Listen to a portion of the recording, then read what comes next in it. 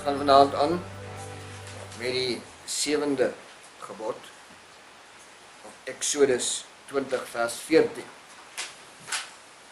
Exodus 20 vers 14 is 'n baie kortetjie. 5 woordjies in Afrikaans. 5.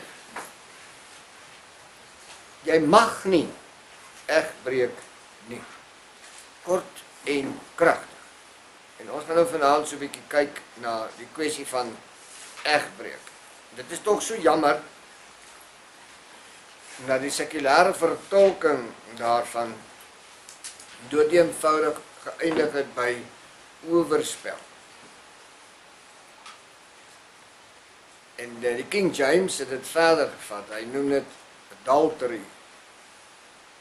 Ons gaan nou 'n bietjie mooi kyk hoe belangrik hierdie kwessie vir Vader is. So ons moet, kom ons kry net eers ons gedagtes mooi tot ruste en dan luister ons mooi.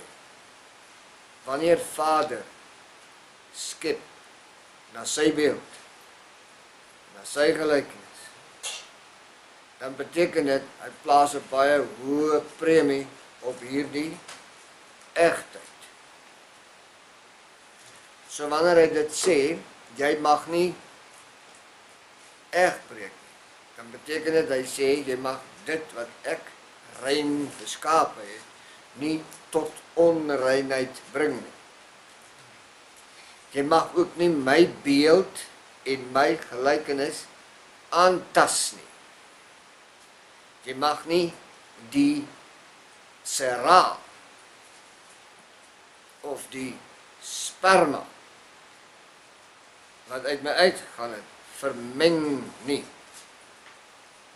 Dis 'n baie hoë premie.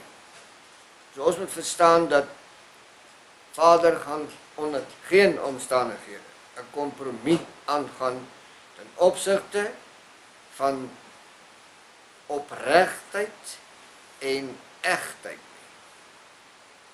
Wanneer ons dan in Genesis 6 gaan lees, in die omgewing van Noag, dan sien ons 'n handeling van sy majesteit. Daar staan geskrywe en Noag bly net gedaan. Genesis 6, dan lees ons dit mooi saam. Nou net vir u wys hoe geweldig is hierdie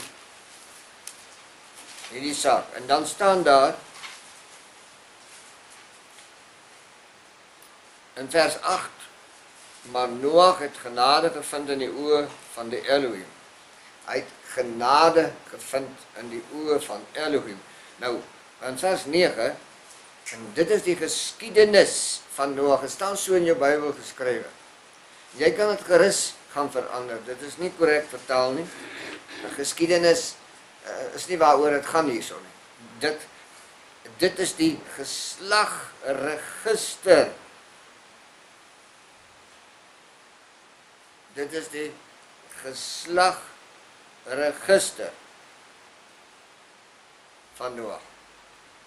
En dan lees ons verder, Noag was 'n regverdige, opregte man onder sy tydgenote. Noag het met Elohim gewandel. Nou, jy moet tog nou onthou, waarom sou hy daar gebruik het opreg? Hoekom is die regte woordjie nie daar gebruik nie? Ras-eg. Want waarom is die besigheid tot niet gemaak? Hulle het presies dit gedoen. Hulle het die eg gebreek. Hulle het die egtheid van dit wat Vader geskep het, aangetast deur vermengings. Uit daardie omgewing waarin Noag was 'n totale afwyking van die opregtheid, die ras-egtheid wat Vader geskep het. En daarom sê hy, en dit is die geslagregister van Noag. Noag was 'n ras-egte man in sy tydgenote. Met ander woorde, die res was nie meer daar nie. En wat het Vader met daardie omgewing gemaak? Net uitgewis. So wanneer Vader dan praat oor die eg, dan praat hy nie net van die huwelik. Hy praat oor dit wat hy geskep het, wat eg is, wat nie aangetast mag word nie. Jy mag nie dit wat ek eg geskaap het, tot onegtheid bring nie. Dat is 'n geweldige harde woord. So Vader is, wat dit betref, totaal kompromieloos. Hy sal dit nie kondoneer nie, enige vorm van, of enige aksie wat geneem word om die egtheid aan te tas, sal hy met groot woede ontmoet. En ons leef vandag in 'n moderne wêreld, en die hele plek is volgens Daniël deur vleeslike gemeenskap vermeng op hierdie stadium. Nou ek sê dit vanaand aan die hand van hierdie woord. Die plek sal nie op sy voete bly nie. Die Elohim se mond het so gespreek. Glad. Daarom, jy mag nie eg breek nie. Markus 10 verse 19 is 'n interessante ding. Dit is Yeshua aan die woord, en is interessant dat hy dan nou die egbreek omswaai. Die 6de gebod is jy mag nie doodslaan nie, maar hy gebruik hom in die plek van die 6de gebod, en dan sit hy, jy mag nie doodslaan nie in die 7de. Maar kom ons luister net mooi, moenie daardeur verward raak nie. Wat hier geskrywe staan is, jy mag nie egbreek nie. En dan sê hy, jy mag nie doodslaan nie. Nou ek gaan nou vanaand net so 'n bietjie uitbrei, as jy die eg breek, dan slaan jy dood. En dis wat hy hier bedoel. Maar dit wat jy doen, maak dat daar doodslag moet kom. Verwysende terug na Genesis 6. Dit wat die mensdom daar gedoen het, hulle was besig om dood te slaan. Hulle dit wat Vader tot die lewe geroep het, laat doodgaan deur hulle optrede en hulle vermenging en verbastering wat daarmee saam gaan het. Jy mag nie egbreek nie, mag nie doodslaan nie, jy mag nie steel nie, jy mag geen valse getuienis gee nie, jy mag niemand tekort doen nie, eer jou vader en moeder. Dit is 'n lekker nederdop wat hier saamgevat word. Kortom, jy moet die Elohim lief hê met jou hele hart, jou hele verstand, jou hele siel, met al jou krag. Dis eintlik wat hy daar sê. Nou, wat is eg en wat is nie? Wat is eg en wat is nie? Die skrifte verklaar dit self. Maleagi 2 vers 15. Dis 'n teksversie wat julle dikwels quoteer binne in heerlike gesprekvoering rondom die skrifte daar buite. Het hy dan nie een mens gemaak nie? Het hy net een Adam gemaak? En hoekom? Alhoewel hy gees oorgehad het, hy het nog genoeg gehad, waarom het hy net een gemaak? Waarom het hy net een gemaak? Hy het vir homself 'n geslag opgerig. Daar staan in die Bybel geskrywe dat hy het 'n geslag van Elohim gesoek. Ek dink nie hy soek hier rond nie, hy is die skepper. Waarom het hy een Adam gemaak? Hy het nie 'n geslag gesoek nie, hy het 'n Adam gemaak want dit is sy geslag. Verstaan jy dit? Daar is hy. So, wat sê hy? Neem julle dan in ag ter wille van julle gees en wees nie ontrou aan die vrou van jou jeug nie. Nou kom ons kyk 'n bietjie na die vrou van die jeug. Die jeugdigheid lê daarin dat die vrou wat geskep is die eerste vrou waaruit die saadlyn van die Elohim gebore sou word. Nou sê hy vir hierdie saadlyn, hierdie vrou is eg geskaap. Hy sê vir hierdie saadlyn, moenie ontrou wees oor hierdie vrou wat die beginpunt was van die egtheid. Dis Verstaan jy dit? Dis so kosbaar. Ja, nou verstaan jy hom so 'n bietjie beter, nee. Dit is mooi. Kan die onegte tot die egte verbind word? Vraag is nou, kan die onegte tot die egte verbind word?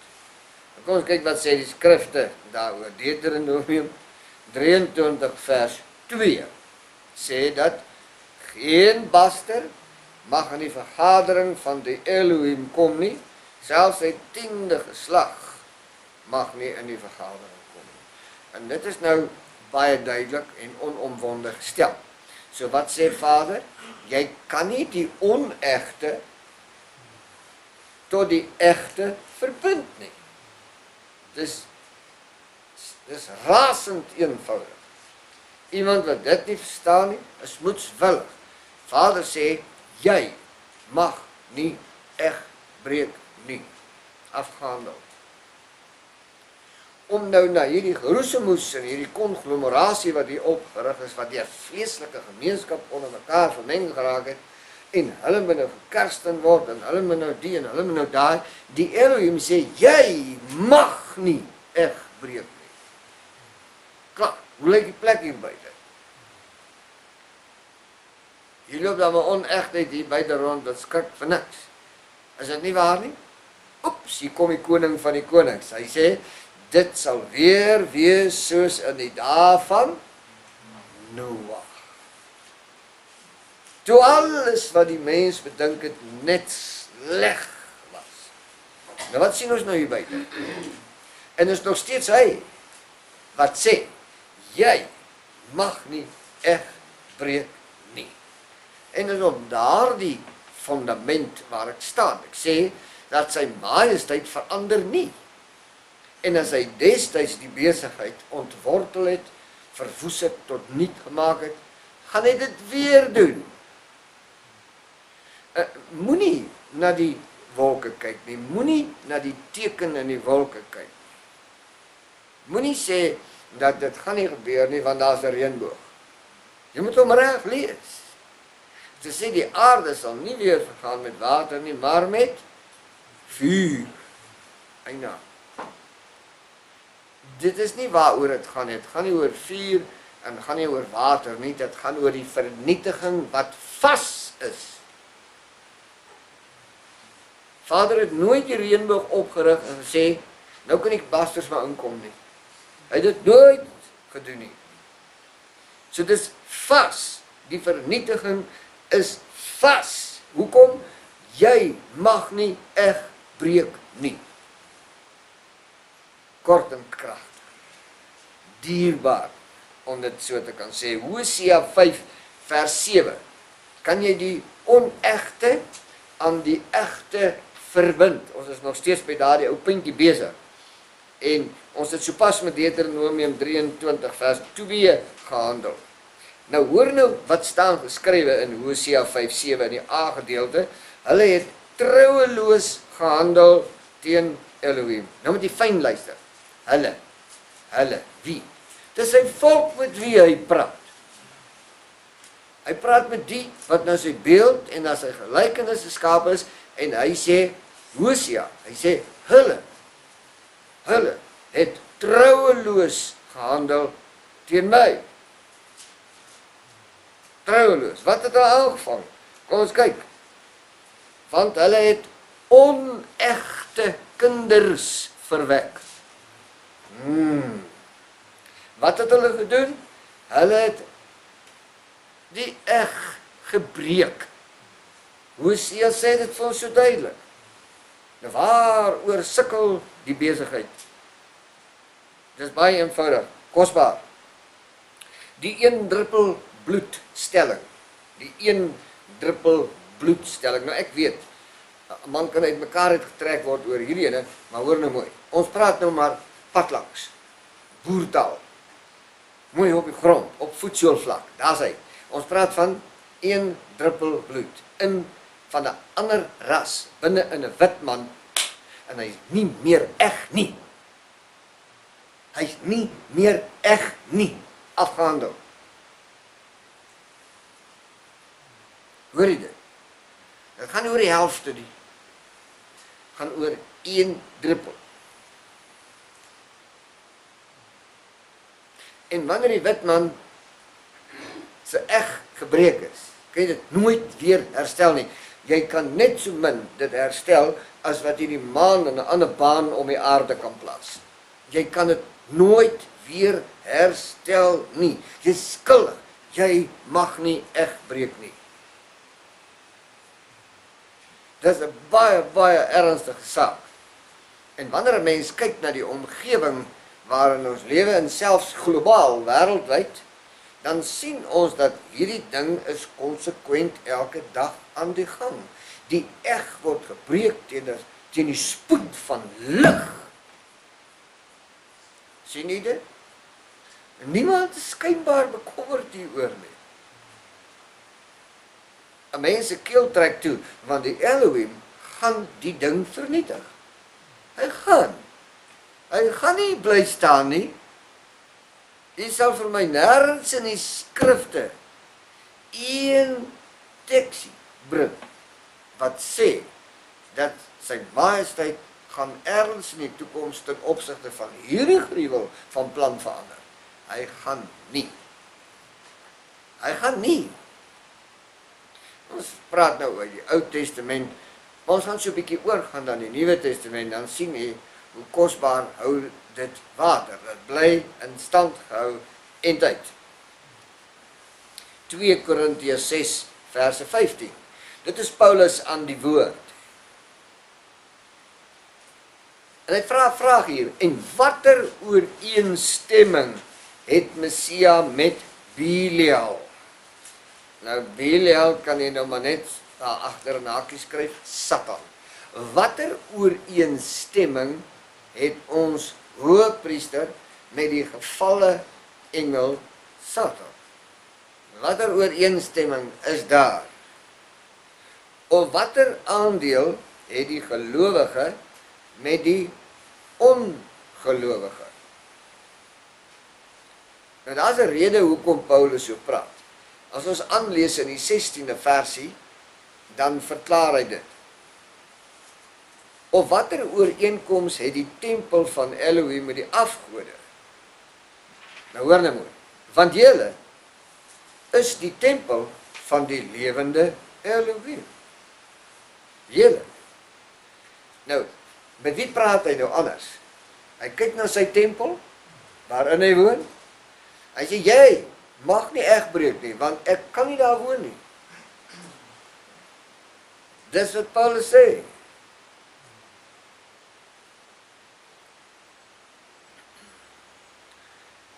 Soos Elohim gespreek het, en daar 3 baie belangrike dingetjies wat hy hier sê. En die eerste daarvan is, ek sal in hulle woon en onder hulle wandel. Hoor mooi. Wie? Die egte tempel. In die egtheid. Hy sê, ek sal in hulle woon. Geliefdes, hoor mooi wat ek vanaand vir u sê, hy woon nie in die onegtheid nie. Dis waansin. Ek praat van die skepper van die hemel en aarde, die Etbara, Yahweh van die leerskare. Hy woon nie in die onegtheid nie. Hy sal nie. As dit die geval is, beteken hierdie hele Bybel mos nou net mooi niks. Nou maar goed. As ons daarmee eens is, dan kan ons aangaan. Ek sal in hulle woon en onder hulle wandel. En die tweede puntjie is, en ek sal hulle Elohim wees. Nou waaragtig hoor vir my. Die skrifte is vol daarvan. Hy is nie die Elohim van onegtheid nie. Nêrens nie. Weet jy wat vir my baie verstommend in die lewe? Ons het plaasboere en selfs mense in die dorp is baie ingestel daarop. Hulle sê, sien jy hierdie bull terrier vir my? Hier is sy stamregister. Man, Hy is raseg, hy is opreg, man, is stoetgoed hierdie. Jy kom in die plaasboer en hy sê vir jou, daardie Bonsmara van my wat daar loop, stoetgoed. Of daardie Afrikaner, of daardie Fries wat daar loop, stoetgoed. Hier is die papiere. En dan is daar 'n huisvrou wat sê, hierdie papegaai van my, raseg, is 'n African guy, papiere man. Jy moet al geskou in Amerika, oral. Hy is so trots. Maar vragtig as hulle kom by die hoogste van sy skepping, die Adam, het hy nie eens papiere wat sê hy stoetgoed van die Allerhoogste. Hy moet vermeng, hy moet afgebreek word, sy egtheid moet bevraagteken word, hy moet heeldag en aldag gebombardeer word met die verkeerde informasie, verkeerde teologiese opvattings en ideologieë, net dat hy nie eg moet wees nie. Die Satan haat die Elohim. En Vader het dit geweet. En al wat doen hy? Wat doen hy? Hy sê vir die wat hy skoon gemaak het. Kom ons stap so 'n bietjie terug. Hy gaan haal sy volk uit Egipte uit. En die onegte saamgetrek. Ja, daar was van die 3,5 miljoen, was daar 600.000 gemengdes wat saamgetrek het. Maar Vader het ons geweet, hy moet die wet vir hulle gee, hy het ons geweet, nie waar nie? Maar wat moet hy met hulle maak? Hy moet eers van die onegtheid ontslaa raak. Jy moet dit gaan lees in Numeri 14. Hoor nou hoe kosbaar is dit. En hierdie onegtes, hulle soek vleis. En dan, wat gebeur? Vader sê vir Moses, sê vir hulle, gaan van hulle vleis gee. Terwyl hulle by hulle neuse uitloop. Sorg dat daar genoeg vleis is. Maar dis nie waaroor dit gegaan het nie. Gaan oor die onegtheid. Jy moet vir my luister vanaand. Gaan oor die onegtheid. Vader handel met onegtheid. Meedogenloos. Hoor wat doen hy? Die skrifte sê. Die vleis was tussen hulle tande. Nog voordat hulle dit gekou het. Toe hy die omgebring het, wat so begeer het.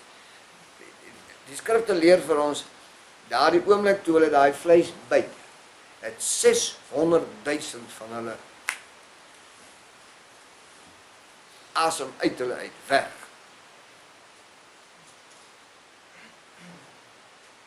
En dit is dan vreeslik onchristelik, is dit nie? Ek maak weer die stelling vanaand. Vader het egtheid geskaap, hy het nie onegtheid geskaap. En hy het hierdie hoë en verhewe geslag wat hy geskaap het, wat na sy beeld en sy gelykenis is, wie van hy sê, ek het jou gekroon met eer en heerlikheid, en ek laat jou heers oor die werke van my hande. Psalm 8, hy het baie ernstige verbintenisse met sy beeld en gelykenis op die aarde, en waaragtig, hy gaan dit nie verander nie. Nou, en die derde puntjie is, en ek sal vir hulle Elohim wees, en punt 3, en hulle sal vir my 'n volk wees. Nou hier kom hy nou. Hier kom hy nou. Om vir hom 'n volk te wees, beteken, jy moet binne in die eg wees. 'n volk wat nie eg is nie, kan nie sy volk wees nie. Dis onmoontlik. Hulle kan nog 1000 Bybels skryf, ek gee nie 'n blou fluiter om nie. Ek sê vanaand vir u, die hele verhaal, hierdie Bybel, is die beëdigde verklaring van die Elohim van die leerskare. Dit bevat sy woorde. Hy sê, jy mag nie, eg breek nie vas. So kosbaar. 1 Korintiërs 3 vers 17. Dit is baie hard hierdie woord. As iemand die tempel skend, as iemand die tempel van Elohim skend, sal Elohim hom skend. hoor nou mooi. Hierdie tempel is sy volk. Ons het klaar daaroor gepraat. Ons het konsensus daaroor. Die tempel is sy volk en sy volk is in die eg verbind met hom.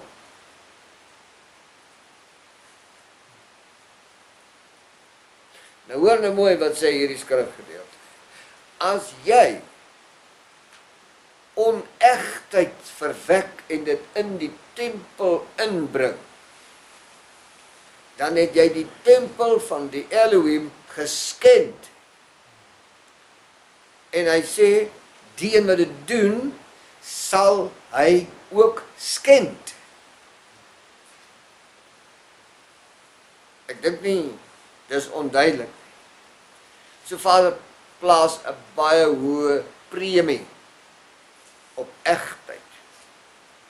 Ons kom by die adultery, oorspel. Byt net vas. As iemand die tempel van Elohim skend, sal Elohim hom skend, want die tempel van Elohim is heilig. Dis een kant neergesit. Heilig beteken nie jy vlerkies aan nie, en heilig om jou kop nie. Dit beteken jy is deur sy majesteit een kant neergesit. Jy is syne. Jy mag dit nie verander nie. Dis hoe kosbaar dit is. En hoor nou, dit is julle. Julle is die tempel. Paulus is ons nou duidelik daaroor. En die King James praat van adultery. En dit gaan oor oorspel. Maar natuurlik, jy moet onthou dat wanneer man en vrou by mekaar is, dan is hulle in die eg verbind. Sy is eg en hy is eg. So hulle tweekies gaan in die huwelik in en hulle word aan die eg verbind of in die eg van die Elohim verbind, want hulle onderneming met hom is dat die nageslag wat hulle gaan verwek sal eg wees voor sy aangesig. So oorspel kan nou maklik bydra tot egbreek. Want of die man of die vrou kan met 'n ander ras omgaan. Oorspel is 'n vreeslike besigheid. En dit beteken dat hierdie soort losbandigheid kan lei tot egbreek. Baie eenvoudig. Baie eenvoudig. To adulterate, of to adulterate, as jy dan nou wil, beteken letterlik om te vervals. En dit beteken om te verdun, of te verknoei. Waarom mooi? En dan beteken ook die volgende. Om te verdun of om te vermeng. Daar is hy. Nou, hulle kan nou net as 'n Engelse woord hulle om wil gee. Die Elohim sê, jy mag nie die eg breek. Jy mag. As in die 33 vertaling is dit so korrek gesê. Jy mag nie eg breek nie. Afgehandel. So as jy weer hierdie ou woordjie hoor, adultery, dan beteken jy, dis 'n oefening om te verdun, vervals, te vermeng, te verknoei en so meer. Dit om die eg te breek is 'n aanslag teen die Elohim se beeld en gelykenis. Die mens gaan dit nie maak nie. Hulle gaan dit nie maak nie. En 'n mens kan nou asseblief luister my vanaand. Geliefdes, wanneer die Elohim in die vlees as Yahshua, Yahweh is loser, in sy volk instap, dan sê hy, hier's 'n owerspelige geslag hierso. wat 'n teken soek. Het julle hom gelees daar? Ja. Wat is 'n owerspelige geslag? Hierdie geslag het die omgewing wat doen wat Daniël gesê het. Hulle sal deur vleeslike gemeenskap onder mekaar vermeng raak. Is dit reg? Dis die owerspeligheid wat hier aan die gang is. Owerspeligheid, adultery. Maar natuurlik is daar twee kategorieë binne in hierdie omgewing, soos wat hulle dit nou beduie. En ons kyk na die eerste een. Dit beteken ook om te oorspeel of oorspel. Dit is waar een of albei van die huweliksmaats in begeerte verval vir die man of die vrou vir die naaste. Nou luister dan mooi. Jy kan nou redeneer, ja, maar sy is ook eg. Ek hoor nie mooi nie. Wanneer die man en die vrou in die verbond verbind word, dan onderneem hulle. Hulle sal in die egtheid van daardie verbond beweeg. Wanneer jy dan die oorspel pleeg, dan breek jy die verbond van die egtheid.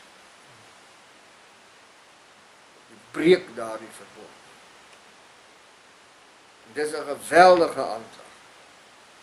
Nou kan jy vir my sê, ja, maar die vrou wat oorspel gepleeg het, sy het vergifnis gekry.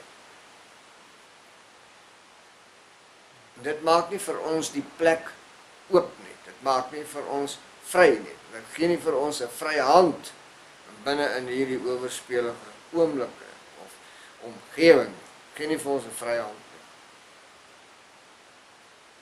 Ons sal oor hierdie vrou later 'n bietjie in diepte praat dat u dit sal verstaan. Hierdie is in elk geval 'n oortreding van die gebod, want wat die Elohim by mekaar gevoeg het, mag geen mens skei nie. So jy mag dit nie skei nie. En die tweede een is, dit beteken vermeng. Kom ons kyk gou 'n bietjie na Deuteronomium 7 vers 3. Geweldige implikasie. Jy mag jou ook nie met hulle verswaar nie. Nou hoor nou wat praat sy majesteit. Hy praat met hierdie geslag. En jy moet nou vir my luister, hierdie geslag is gereinig. Sy is geheilig. Die onegtheid is uit haar uitgehaal, is uit die laar uit. En wanneer sy by Horeb kom, hierdie ras-egtheid, hierdie tempel in wording wat hier voor die Elohim staan, dan sê hy vir hulle hierdie dinge. Jy mag jou met hulle nie verswaar nie. Nou wat beteken verswaar? Ja, jy vat sy dogter vir jou seun en andersom. Dis verswaring. Wat gaan daar verwek word? Onegte kinders, dit tas die tempel van die Elohim aan.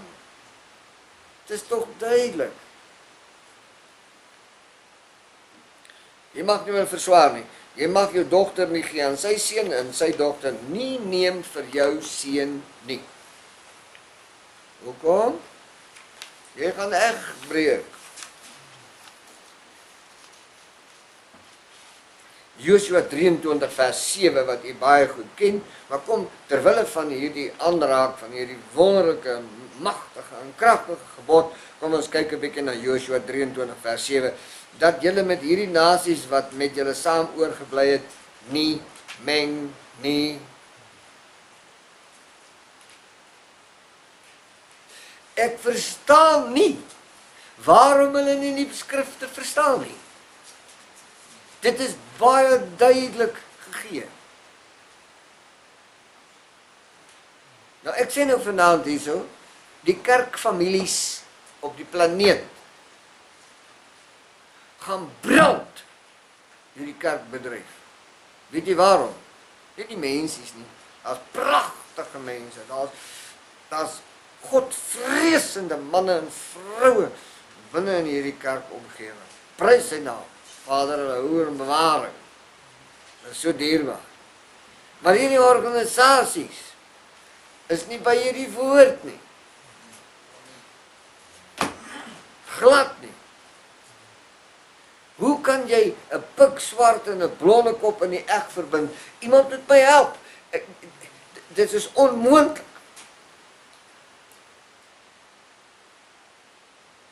Sy Majesteit het dit nooit ooit so bedoel. En hy spreek dit met groot autoriteit aan, dat julle met hierdie nasies wat met julle saam oorgebly het, nie meng nie. Julle mag ook die naam van hulle gode nie vermeld en daarby laat sweer nie. Jy weet, ons mag nie eens oor hulle afgode praat nie. Jy moet nie eens die ding se naam noem nie. So streng is Vader oor egtheid.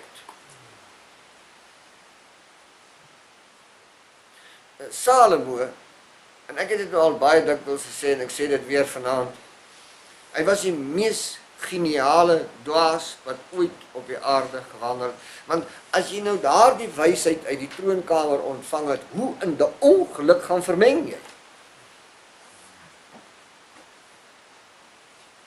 En dis die rede hoekom dit in die Bybel opgeneem is, sodat ons 'n kykie kan hê van hoe ernstig Vader is oor hierdie aangeleentheid. Ons gaan nou daarby aankom. Eksodus 34 vers 15. Hoor mooi. Sluit nie 'n verbond met die inwoner van die land. Sluit nie 'n verbond met die inwoner van die land nie. Hoekom nie? As jy met hom 'n verbond sluit, dan is hy binne in die tempel. En hierdie tempel is die Elohim se tempel. Jy mag nie 'n verbond sluit na buite nie, want as jy dit doen, skep jy die moontlikheid van egbreek. In hierdie land is baie verbonde gesluit. En hoe lyk die egbreek? Kom wees 'n bietjie nigter hieroor.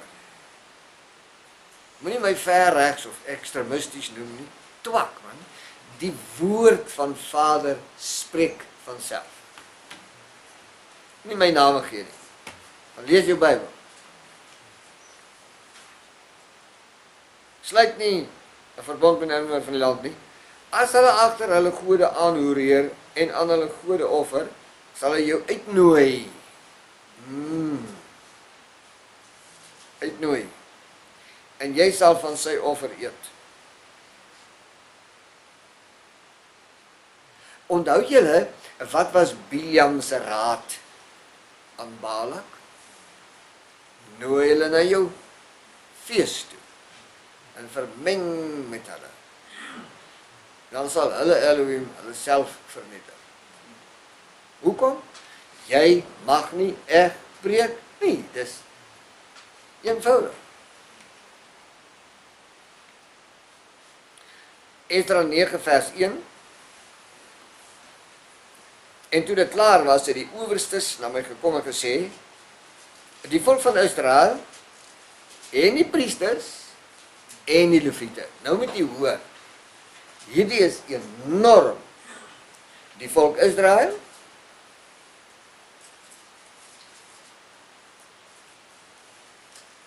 die priesters en die leviete. So die hele huishouding het wat gedoen? Kom ons lees. Het hulle nie afgesonder van die volke van die lande wat hulle gruwels betref nie, dan noem hy op hierdie sewes, die Kanaaniete, Hittiete, Ferisiete, Jebusiete, Ammoniete, Moabiete, Gipnase en Amoriete. Hy noem hulle almal op met die naam. Hy sê, hierdie tempel van my het hulle nie afgesonder van hierdie bloedskande geslag nie. Dis my tempel. Hulle het die tempel ontheilig. Hulle het verbonde gesluit met hierdie nasies. Hulle het hulle nie afgeskei van hierdie nasies nie. Dis dieselfde wat met hierdie boervolkie, wat 'n uitvloeisel is, haar wortels lê binne in die heilige geslag. As iemand nie daarvan hou nie, is dit jou probleem. Ek sê vanaand, die boervolk se wortels lê binne in die heilige geslag. As dit nie so is nie, hoekom lees jy hierdie Bybel? Hoekom lees jy hom? Dan is ons nie op jou van toepassing. Hou op om skynheilig te wees. Die volk wat hier sit, die Elohim het gesê, sy moet hier sit. Hy het deur die profetiese woord met haar gepraat. Dis hoekom sy is deel van hierdie heilige geslag. En hy sê vir hierdie heilige geslag, jy mag nie eg breek nie.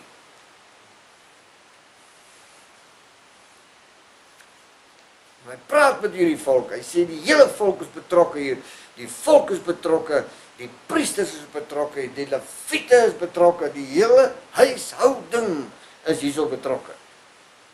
Nou sê net vandag vir my, vanaand nie die waar ons nou is, hoe lyk hierdie volks huishouding hier binne? Hierdie volk en sy leviete en sy priesters, predikante korps en ouderlinge en diakens, hulle is almal deel van hierdie ontrou.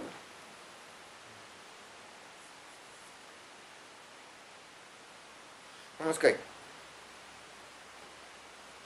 Hoekom? Want die tweede versie verduidelik dit.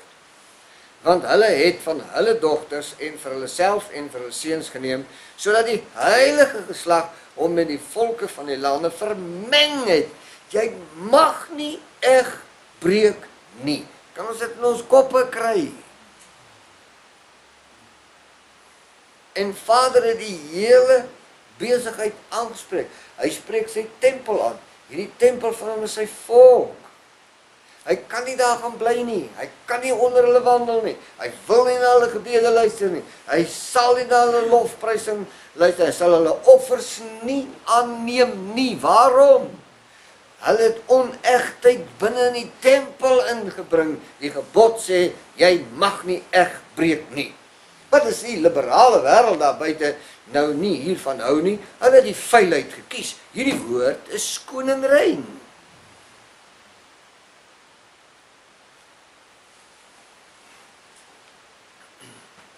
Hy sê natuurlik die laaste gedeelte en die owersters en die leiers het in hierdie ontrou eerste die hand gehad. Nehemia 13 vers 25. Hoor wat doen Nehemia. Daarom, oor wat? Oor die goed wat ons nou net gelees het. Daarom het ek met hulle getwis en hulle gevloek en sommige van hulle geslaan en die hare uitgepluk en hulle by Elohim besweer. Julle mag julle dogters nie aan hulle seuns gee en julle mag nie van hulle dogters vir julle seuns of vir julleself neem nie. Hoor hierdie ontsaglike energie, hierdie frustrasie, hierdie goddelike woede wat binne in Nehemia woed. Wanneer hy hierdie sien hoe hulle besig is om die egtheid wat Vader opgerig het, verbreek, aantas, tot niet maak, dan kom daar goddelike woede in sy borskas. Ons het nou regtig in hierdie tyd onder die boervolkie 'n klompie Nehemias nodig.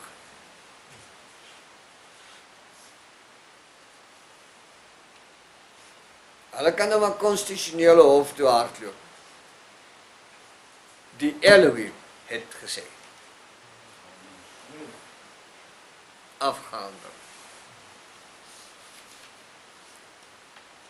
Dit is die 26ste versie. En Nehemia beduie hierdie ding. Het Salomo, die koning van Israel, nie deur hulle gesondig nie. Oeps. Wat sê hy? Hy sê Salomo het wat gedoen? Hoor mooi, Salomo het wat gedoen? Salomo, die koning van Israel, het ook so gesondig. Eina. Salomo het net 52 jaar oud geword, is hy dood. Jong ou, nee. Hoekom dink jy? Hoekom dink jy? Alhoewel daar onder baie nasies nie 'n koning gewees het soos hy nie, en hy 'n liefling van sy Elohim was, sodat Elohim hom as koning aangestel het oor die hele Israel, en die vreemde vroue hom tog sonde laat doen. Wat was die sonde? Egbreek. Hier in Ethiopië, ek het nou vergeet wat 'n tydvak geleef het, dis nie so baie lank terug nie. Was ou Haile Selassie. En hy sê hy kan bewys en dat hy die nageslag van Salomo by die koningin van Skeba was.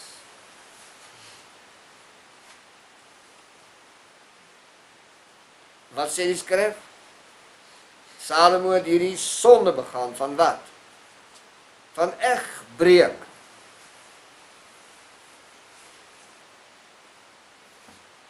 Ja.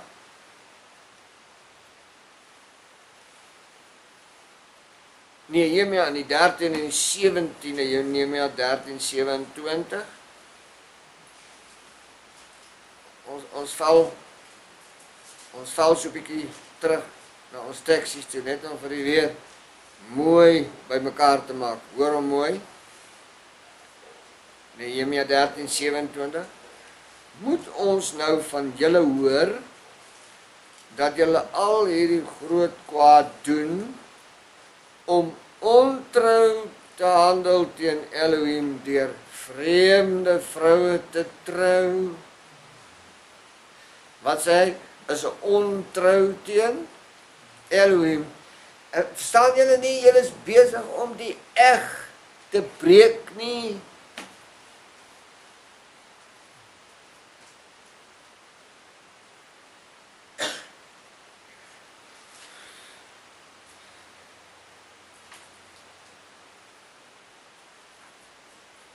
Daar is 'n vreeslike woord, Joshua 23, kom ons bly so toe.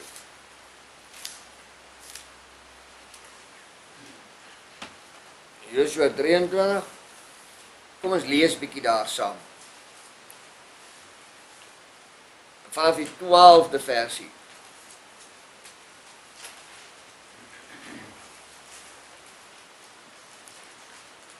Want as julle ooit mag afwyk en hierdie nasies aanhang wat saam met julle oorgebly het, en julle met hulle verswaar, en julle met hulle, en hulle met julle meng. Hoor nou mooi. Daar is 'n aksie wat geaktiveer word. Daar is 'n tugtiging wat outomaties geaktiveer word. Dan kom ek beduie net vir u. Wanneer jy nou 'n skottel petrol het, mooi. Nie te vol nie, so mooi. Skottel petrol. En jy bring 'n vuurtjie by die petrol. Dan stuur Vader nie 'n engel met die fakkel om vir jou die petrol te kom aan die brand steek nie. Die petrol het 'n wet binne hom. Die Elohim het hom daar gesit. Wat sê, as jy by my 'n vlam bring, dan brand dit. Is dit reg? Nou Vader het dieselfde gedoen met die egbreek. En die wet daarin, so die oomblik as jy egbreek, dan aktiveer jy die tugtiging, outomaties. Hy hou nie hofsaak daaroor nie. Jy hoef nie te wag vir die wit troon oordeel nie. Hy is soos dadelik in aksie. En jy het hom geaktiveer. Hy's daar. Kom ons kyk 'n bietjie. Hoe werk hy toe nou? Weet dan verseker. Weet dan verseker. So moenie op iets anders hoop nie. Moenie op genade hoop nie. Moenie daarop hoop nie. Weet dan verseker dat sy majesteit, julle Elohim, nie langer hierdie nasies voor julle uit sal verdrywe nie. Nou as gevolg van egbreek in hierdie land, stroom die goed in hulle miljoene oor die grens. Hy sê, ek sal hulle nie meer uitdrywe nie. Julle hierdie ding gaan maak dat julle oorstroom gaan word van hierdie besigheid. Hoekom? Jy mag nie egbreek nie. En hoor hoe kosbaar. Maar hulle sal vir julle 'n vangnet en 'n stryk wees. Eina, dit is mos nou toe so. En hoor wat sê hy verder? 'n Angel in julle sye. Ek hoor mos nou maar hoe brom party manne so onder die snor deur. Hulle praat tale, hulle praat, hoor. Is 'n angel in die sy. Hy kruiseer daar. En dorings in julle oë. En hoor, totdat julle omkom uit hierdie goeie land wat julle Elohim julle gegee het. Nou ek vra maar nou net ewe spontaan vanaand. Waar is die land heen wat die Elohim vir die boervolk gegee het? Waar is hy heen? Ons kom om in die goeie land wat hy vir ons gegee het. Hoekom dink jy? Jy mag nie eg breek nie.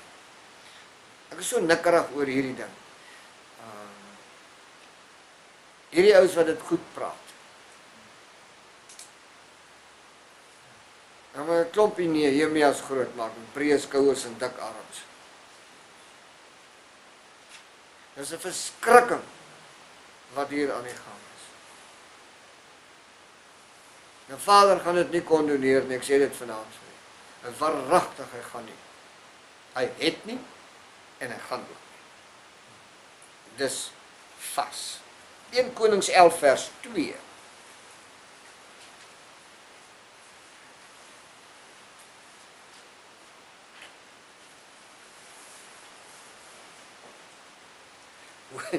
Hierdie ding is vir my baie kosbaar. Jy moet nou fyn luister vanaand. 1 Konings 11 vers 2. Uit die nasies waarvan sy majesteit aan die kinders van Israel gesê het, julle mag nie met hulle meng nie, en hulle mag nie met julle meng nie. Hulle sal voorwaar julle hart verlei agter hulle gode aan.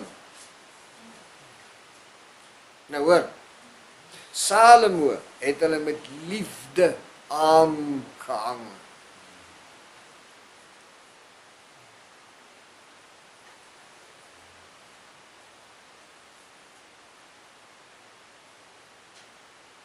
Mag ons ten slotte sê, dit maak nie saak wie jy is nie. Jy kan 'n koning wees, jy kan 'n hoëpriester wees, jy kan 'n priester wees, jy kan 'n leviet wees, jy kan 'n ouderling of 'n diaken wees, of jy kan net gewoonweg op jou ou voetjies staan as 'n skepping van die heilige van Israel. En as jy die eg breek, is daar moeilikheid. Jy mag dit nie doen nie.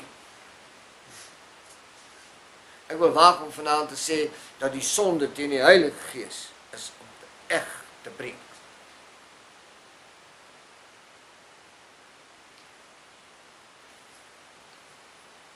Ek sluit af met Jesaja 57 vers 8. Om net vir u te wys, spesifiek, wat hierdie volkie doen op hierdie stadium.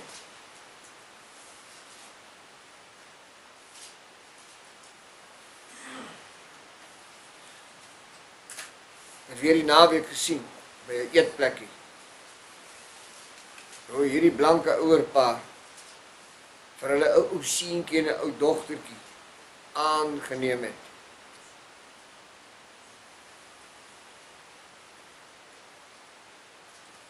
Egte peperkorns.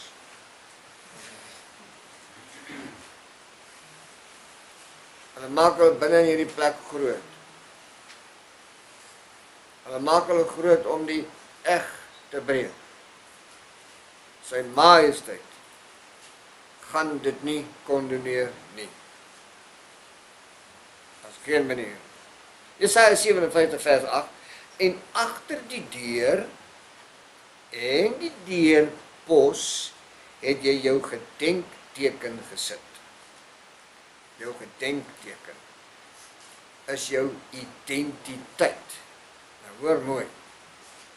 Jy het jou gedenkteken gedenk dit, wie is jy? Jou het ek uitverkies uit al die volke wat op die aarde is om my eiendomsvolk te wees. Dit is jou gedenkteken. En jy moet dit gedenk, jy moet dit in stand hou. Vader het jou een kant neergesit en so meer. En dan sê hy, jy het jou gedenkteken waar gesit? Agter die deur. Om wat te doen? Want ontrou aan my het jy jou bed ontbloot. Ontrou aan my het jy jou bed ontbloot en beklim en wyd gemaak. En jy het vir jou bepaal die loon wat van hulle moes kom. Jy het hulle byslaap lief gehad. Jy het die vlees gesien. Hoe klink die dingetjie? En wat het hierdie volk gedoen? Sy het dan gedenkteken agter die deur neergesit. Apartheid is 'n sonde teen die mensdom. Apartheid beteken dood eenvoudig, ek het jou afgesonder. Jy mag nie 'n verbond sluit met die nasies nie. Jy mag nie met hulle verswaar nie. Kort en kragtig, jy mag nie eg breek nie. Dis wat sy majesteit sê. Ag, en ek weet, daar is die hooghartiges wat uit die boonste rakke van die teologiese wêreld sal neersien op hierdie stellings. Dan sê ek van onder af uit die stof uit, die Elohim het gesê. Die Elohim het gesê. En jou klomp grade gaan jou niks help. Want jy wist nie eers die skade weet van Saul. Saul was onder die profete en hy het geprofeteer. Hy was kop en skouers groter as die hele volk.